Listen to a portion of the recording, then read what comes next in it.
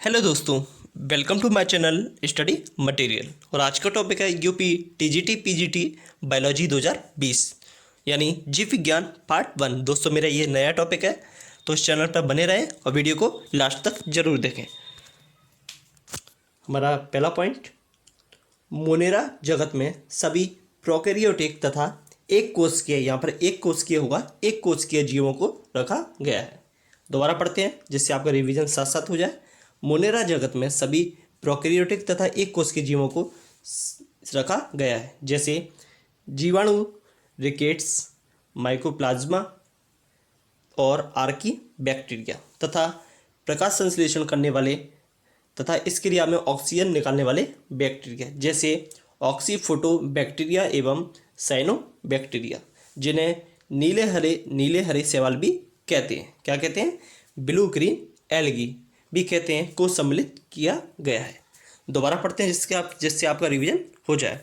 Monera जगत में सभी प्रोकैरियोटिक तथा एक कोशिकीय जीवों को रखा गया है, जैसे जीवाणु, रिकेट्स, माइकोप्लाज्मा और आर्कियो बैक्टीरिया तथा प्रकाश संश्लेषण करने वाले तथा इस क्रिया में ऑक्सीजन निकालने वाले बैक्टीरिया, जैसे ऑक्सीफोटो बैक्टीरिया एवं साइनो बैक्टीरिया, जिन्हें नीले हरे शैवाल भी कहते हैं, को इसमें सम्मिलित किया गया है।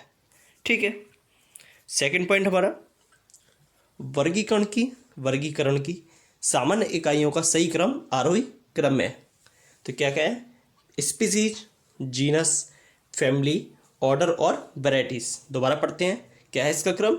स्पीसीज, जीनस, फैमिली, ऑर्डर और वैरायटीज। ठीक है। तीसरा पॉइंट हमारा, पोरीफेरा, एनेलिडा तथा मोलस्का शब्द। कौन कौन से? पोरीफेरा, एनेलिडा तथा मोलस्का शब्द लैटिन शब्द से लिया गया है। किससे लिया गया है? लैटिन शब्द से। ठीक है। चौथा पॉइंट हमारा, द्विनाम पद्धति कैरोलस लीनियस द्वारा दी गई। किसने दिया था? द्विनाम पद्धति कैरोलस लीनियस ने दी थी। इन्होंने इस पद्धति की विचारधारा सर्वप्रथम स्पीसीज प्लेनेटेरम में प्रकाशित की थी। किसमें की थी? स्पीसीज प्लेनेटेरम में प्रकाशित की थी। पांचवा पॉइंट हमारा, प्रजातियों की उत्पत्ति यानी ओरिजिन ऑफ स्पीसीज नामक पुस्तक डार्विन द्वारा 1859 ईस्वी में यानी 1859 ईस्वी में प्रकाशित हुई। कौन सी पुस्तक? ओरिजिन ऑफ स्पीसीज, जिसे हिंदी में क्या कहते हैं? प्रजातियों की उत्पत्ति। लेमार्क द्वारा सन 504 से 433 ईस्वी पूर्व में फिलोसफिक जूलॉजिक नामक पुस्तक का प्रकाशन किया गया। किसका प्रकाशन किया गया? फिलोसफिक जूलॉजिक नामक पुस्तक का प्रकाशन किया गया। किसके द्वारा? लेमार्क द्वारा 504 से 433 ईस्वी पूर्व में। ठीक है।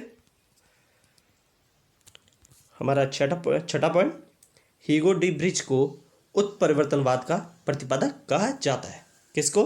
हीगो डी ब्रिज को उत्परिवर्तनवाद का प्रतिपादक कहा जाता है। दोस्तों मैं डबल पर रिवाइज बोल रहा हूँ जिससे आपका रिवीजन साथ साथ हो जाए। सातवां पॉइंट है हमारा, स्पीसीज शब्द का चयन। कौन से शब्द का? स्पीसीज शब्द का चयन सर्वप्रथम जॉन रे द्वारा किया गया। किसके द्वारा? जॉन रे ने किया था। कौन सा शब्द? स्पीसीज शब्द। आठवां पॉइंट, जे हक्सले ने, किसने? जे हक्सले ने जीव द्रव्य यानी प्रोटोप्लाज्म को जीवन का भौतिक आधार कहा। किसने कहा था? जे हक्सले ने जीव द्रव्य यानी प्रोटोप्लाज्म को जीवन का भौतिक आधार कहा। नौवां पॉइंट हमारा, प्लेटीहेल्मिंथेस द्विपार्श्वीय सममित यानी बाइलेटरल सिमेट्री दिखाने वाला प्राणी जगत का पहला संघ है। कौन सा? प्लेटीहेल्मिंथेस प्राणी जगत का पहला संघ है जो द्विपार्श्वीय सममित यानी बाइलेटरल सिमेट्री दिखाता है। इसमें जंतु एक्सिस दो भागों में विभाजित हो जाता है तथा शरीर का संगठन अंग स्तर का पाया जाता है। कैसे संगठन? यह दो भागों में विभाजित हो जाता है तथा शरीर का संगठन अंग स्तर का पाया जाता है। कैसा स्तर का? अंग स्तर का। 10वां पॉइंट है हमारा, फादर ऑफ टैक्सोनोमी यानी वर्गीकी के पिता कौन है? Carolus Linnaeus. तो कैरोलस लीनियस को फादर ऑफ टैक्सोनोमी यानी वर्गीकी के पिता के रूप में जाना जाता है। अरस्तु को जीव विज्ञान एवं जंतु विज्ञान का जनक कहते हैं। किसको? अरस्तु को जीव विज्ञान तथा जंतु विज्ञान का जनक कहते हैं। बेंथम तथा हुकर ने प्राकृतिक पद्धति के वर्गीकरण को दिया है। किसने? बेंथम, बेंथर तथा हुकर ने। 11वां पॉइंट हमारा, सरीसृप, पक्षी एवं स्तनी एमनियोटा, ये होगा एमनियोटा कहलाते हैं। क्या कहलाते हैं? एमनियोटा कहलाते हैं तथा मत्स्य एवं उभयचर को एन एमनियोटा कहते हैं।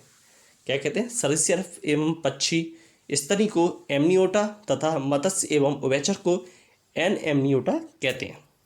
12वां पॉइंट हमारा, अधोगामी रूपांतरण यूरोकॉर्डेटा, ये होगा यूरोकॉर्डेटा। ठीक है, यूरोकॉर्डेटा का विशिष्ट लक्षण है। किसका है? अधोगामी रूपांतरण यूरोकॉर्डेटा का विशेष लक्षण है। इनमें टैडपोल से वयस्क में विकास के दौरान कुछ अंग संकुचित होकर पूरी तरह से मुक्त हो जाते हैं। किसमें? इनमें टैडपोल से वयस्क में विकास के दौरान कुछ अंग संकुचित होकर पूरी तरह से मुक्त हो जाते हैं। जैसे इसका उदाहरण है हर्डमानिया और ब्रोटाइलस। कौन कौन से उदाहरण है इसके? हर्डमानिया तथा ब्रोटाइलस। तो दोस्तों आज की वीडियो में बस इतना ही। अगर आपको वीडियो अच्छी लगी हो तो इसे लाइक और शेयर करना ना भूलें, और अगर आपने हमारे चैनल को अभी तक सब्सक्राइब नहीं किया तो हमारे चैनल को जल्दी से सब्सक्राइब कर लें और बेल आइकन को प्रेस जरूर करना, जिससे हमारी आगे आने वाली वीडियो को नोटिफिकेशन आपको सबसे पहले प्राप्त हो जाए। धन्यवाद।